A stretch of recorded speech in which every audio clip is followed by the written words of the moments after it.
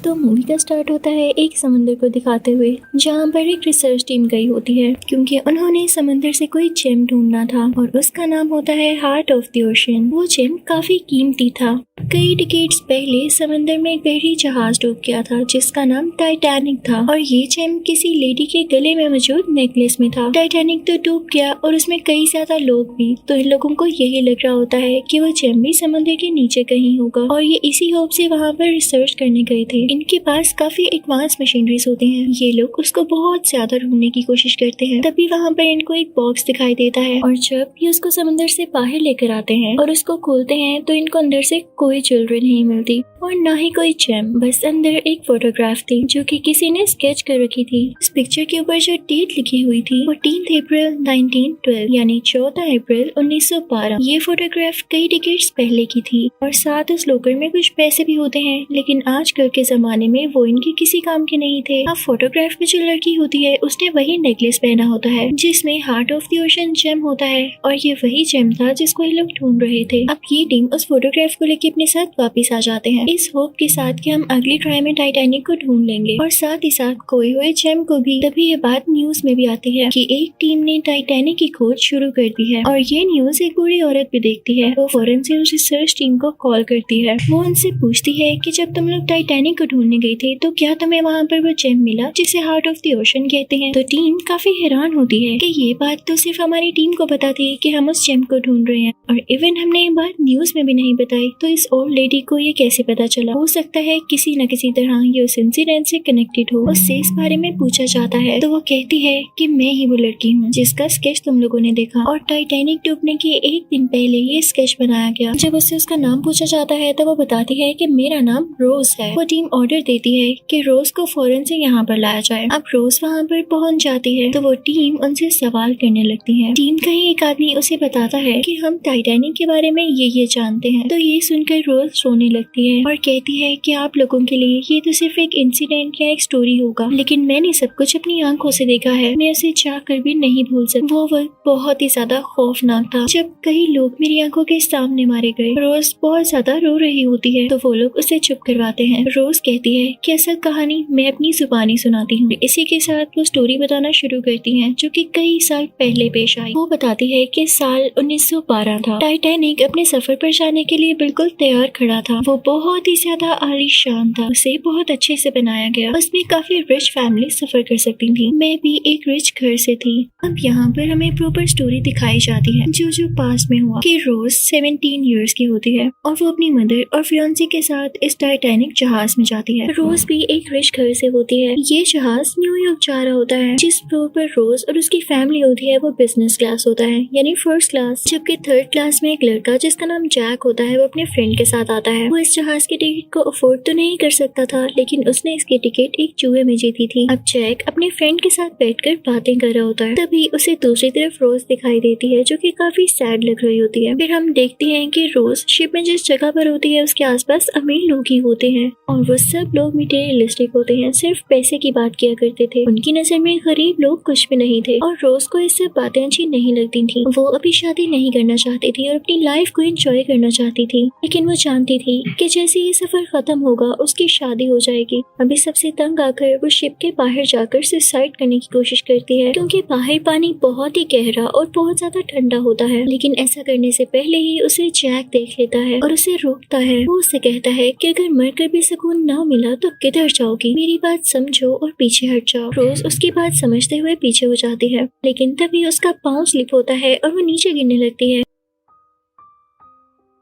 तो उसके मुंह से चीख निकल जाती है। वहाँ पर सिक्योरिटी आ जाती है और उनको लगता है जैसे जैक इसे गिराने की कोशिश कर रहा है या इसे तंग कर रहा है। वो फौरन से रोज के फियांसे को बुलाते हैं। अब रोज का फियांसे काफी ज्यादा ईगोफुल होता है और वो जैक से काफी बदतमीजी से बात करता है कि तुम मेरी फियांसी के साथ बदतमीजी कर रहे थे। तो रोज उससे कहती है नहीं, इसने तो मेरी जान बचाई, मैं यहाँ से व्यू देख रही थी, अगर ये ना आता तो मैं पानी में गिर जाती। तो रोज का फियांसे उसे पैसे देता है। तो रोज उसे कहती है कि हम इसे डिनर पर पर भी इनवाइट करते हैं। उसके बाद रोज जैक से मिलती है तो उसे पता चलता है कि बहुत अच्छी स्केचिंग करता है। वो उससे और भी बातें करने लगती है तो जैक उसे बताता है कि बेशक मैं गरीब जरूर हूँ लेकिन मैं अपनी जिंदगी बहुत एंजॉय करता हूँ। तो यहाँ पर रोज सैड हो जाती है क्योंकि वो इतनी अमीर होने के बावजूद अपनी जिंदगी को एंजॉय नहीं कर पाती थी। उसे जैक की लाइफ बहुत अच्छी लगती है। तभी वहाँ पर रोज की मदर के साथ उनकी कुछ फ्रेंड्स आती हैं तो रोज अपनी मदर को बताती है कि ये मेरा नया दोस्त है और इसका नाम जेक है। क्योंकि जेक के कपड़े इतने अच्छे नहीं थे तो रोज की मदर को वो बिल्कुल अच्छा नहीं लगता क्योंकि वो भी काफी ज्यादा मटेरियलिस्टिक और प्राउड ही होती हैं। वो जेक से अच्छे से बात भी नहीं कर रही थी तो रोज उन्हें वहाँ से लेके चली जाती है क्योंकि आज रात इन सब का एक साथ डिनर होता है। वहाँ पर जो लेडी खड़ी होती है वो जेक को अपने साथ ले जाती है और उसे अपने बेटे का सूट पहनाती है क्योंकि जेक के पास डिनर पर पहनने के लिए कुछ भी नहीं होता। ये लेडी बहुत ही ज्यादा नाइस होती है। फिर हम देखते हैं कि डिनर का वक्त आ चुका होता है। रोज जेक का वेट कर रही होती है और जैसे ही जेक वहाँ पर एंटर होता है तो रोज हैरान रह जाती है क्योंकि जेक बहुत प्यारा लग रहा होता है। उसने ऐसी ड्रेसिंग शायद पहली बार की हो जो कि उसे बहुत ज्यादा सूट की। वो सब मिलकर डिनर करने लगते हैं लेकिन रोज की मदर और उसका फियांसी काफी बार जेक को बुरा भला कहने की कोशिश कर रहे होते हैं। बातों ही बातों में वो उसे शो करवाते हैं कि जैसे हमारे साथ डिनर करना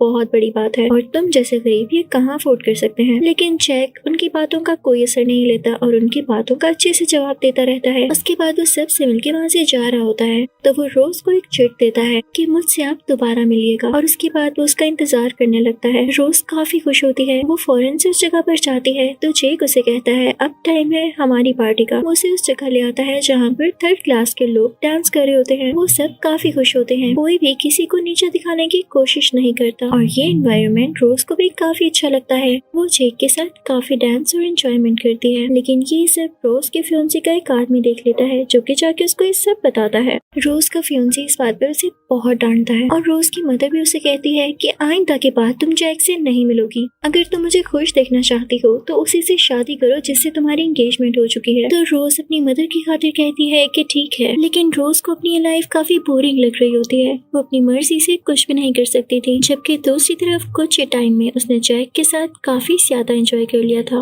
वो खुद को रोक नहीं पाती और जैक और रोज दोबारा मिलते हैं तो जैक यहाँ पे कन्फेस करता है कि उसे रोज बहुत अच्छी लगती है और वो उसे बहुत खुश रखेगा। और फिर वो जैक से कहती है कि मेरा स्केच बनाओ। जैक उसका स्केच बनाता है और ये वही स्केच होता है जो कि रिसर्च टीम को अब प्रेजेंट टाइम में मिला। अब वो स्केच और रोज का नेकलेस जैक एक लॉकर में रख देता है। साथ रोज ने जैक के लिए एक लेटर भी लिखा होता है कि मेरी पिक्चर और मेरा जेम अब तुम्हारे पास है। लेकिन वो लेटर और वो स्केच रोज के फियांसे के हाथ भी लग जाता है। रोज का फियांसे उसे ढूंढने लगता है लेकिन उसे नहीं मिलती तो सब उनको ढूंढने लगते हैं। रोज और जैक एक साथ होते हैं और इसी दौरान हम देखते हैं कि शिप चल रही होती है लेकिन उसके सामने एक बहुत बड़ा आइसबर्ग आ जाता है। ये लोग बहुत कोशिश करते हैं कि जहाज का रुख मोड़ लिया जाए लेकिन ऐसा नहीं कर पाते। आइसबर्ग का एक हिस्सा उस शिप के साथ टकरा जाता है जिससे वो शिप डैमेज हो जाती है और पानी आहिस्ता आहिस्ता अंदर आने लगता है। वक्त गुजरने के साथ साथ बहुत सा पानी अंदर आ चुका था।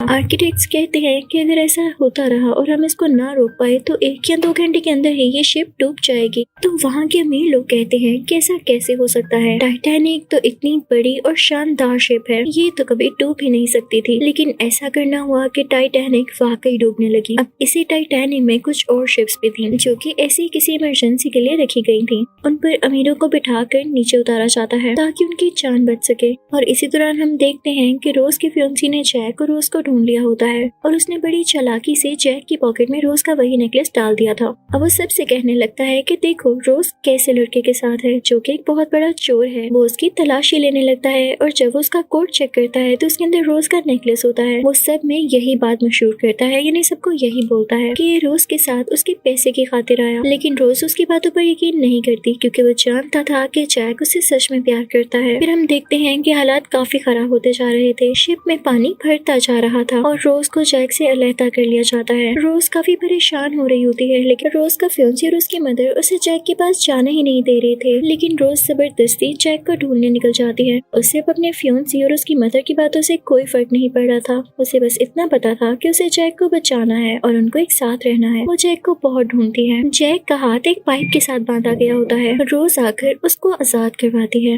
लेकिन जैसे ये लोग उस लाइफ बोट में जाने के लिए ट्राई करते हैं तो उनको पता चलता है कि सब बोट फोर्स तो पहले ही निकल चुकी हैं और उसमें सब अमीर लोग थे, गरीबों का किसी को ख्याल नहीं होता। तभी जैक को पता चलता है कि 2 लाइफ बोट्स अभी भी हैं और उसमें सिर्फ फीमेल और बच्चे जा रहे हैं। अब जैक रोज को फोर्स करने लगता है कि तुम्हें अपनी जान बचानी होगी, अगर तुम मेरा सोचती रही तो कभी भी यहाँ से नहीं निकल पाओगी। वो उसे लाइफ बोट में भेजने की बहुत कोशिश करता है, लेकिन रोज जैक की वजह से नहीं जा रही होती। तभी वहाँ पर रोज का फियांसे आता है और रोज को अपना कोट पहनाता है कि तुम्हें जैक की नहीं मेरी जरूरत है, तुम जाकर बोट में बैठ जाओ। हाँ, अगर तुम्हें जैक की भी फिक्र हो रही है तो जैक को मैं अगली बोट में ले आऊंगा। रोज के फियांसे ने जो कोट उसे पहनाया होता है उसके अंदर वही नेकलेस होता है, हार्ट ऑफ द ओशन के जेम वाला, और ये बात रोज का फियांसे भूल चुका होता है। रोज काफी उदास होते हुए बोट में बैठ जाती है और जैक उसे ऊपर से देख रहा होता है, लेकिन जैसे उसे रियलाइज होता है कि उसका फियांसे जैक को अपने साथ नहीं लेकर आने वाला तो वो वापस से टाइटैनिक में आ जाती है और जैक से मिलकर कहती है मैं तुम्हारे साथ रहूंगी चाहे मुझे मरना पड़े। दूसरी तरफ रोज जिसके पेरेंट्स की डेथ हो चुकी थी और वो ये प्रिटेंड करता है कि ये बच्चा उसी का है, वो भी उस लाइफ बोट में चला जाता है। अब जैक और रोज एक साथ होते हैं। टाइटैनिक के 2 हिस्से हो चुके होते हैं और सब पानी के अंदर गिर रहे थे और मरते जा रहे थे। जैक और रोज भी पानी में गिर जाते हैं। पानी बहुत ज्यादा ठंडा होता है। जो लोग पहले मर चुके थे वो उसमें जमने लगते हैं।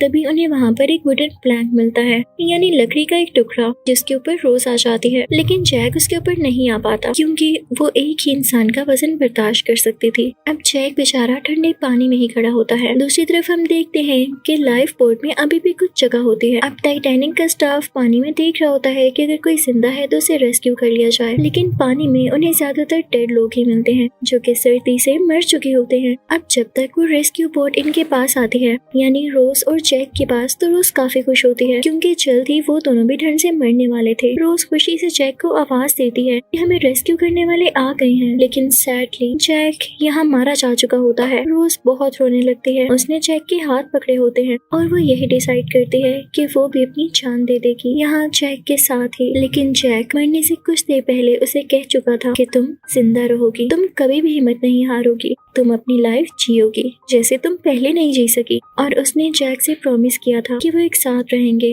और वो अपनी लाइफ एंजॉय करेगी। अब जैक तो नहीं रहा था, लेकिन उसे जैक से किया गया वादा जरूर याद था। यहाँ पर रोज जैक के हाथ छोड़ देती है और वो पानी में डूब जाता है। उसके बाद वो स्टाफ को आवाज देने की कोशिश करती है, लेकिन उसे काफी वीकनेस हो चुकी थी और ठंड की वजह से उसके गले से आवाज भी नहीं निकल रही थी। तो वो पास ही एक स्टाफ मेंबर की डेड बॉडी से सीटी लेती है, यानी विसिल, और उसे बचाकर रेस्क्यू टीम को अपनी तरफ बुलाती है। रेस्क्यू टीम आकर उसे बचा लेती है। फिर हम देखते हैं कि जो सारे सर्वाइवर्स होते हैं इन्हें दूसरे शिप में ट्रांसफर किया जाता है। वो लोग सर्वाइवर्स से उनका नाम पूछ रहे होते हैं और रोज अपना नाम रोज बताने की बजाय मिसेस जैक बताती है। तो जब उसकी मॉम और उसका फियांसे उसे ढूंढते हैं तो उन्हें पता ही नहीं चल पाता कि रोज जिंदा भी है या नहीं, क्योंकि रोज खुद को छुपा लेती है। वो कभी भी अपनी पुरानी जिंदगी में वापस नहीं जाना चाहती थी। उसने जैक से बहुत सारी बातें सीखी। वो हमेशा जैक को याद करती रहती। रोज की ये कहानी जो कि रिसर्च टीम को वो सुना रही होती है यहीं पर खत्म होती है। सब लोग उसकी स्टोरी सुन के काफी सैड हो चुके थे और वो कहते हैं कि आपने हमें सब कुछ बता दिया, जिसके बाद वो अपनी रिसर्च बंद कर देते हैं। और इसी के साथ ये मूवी यहीं पर एंड होती है। Thank you for watching.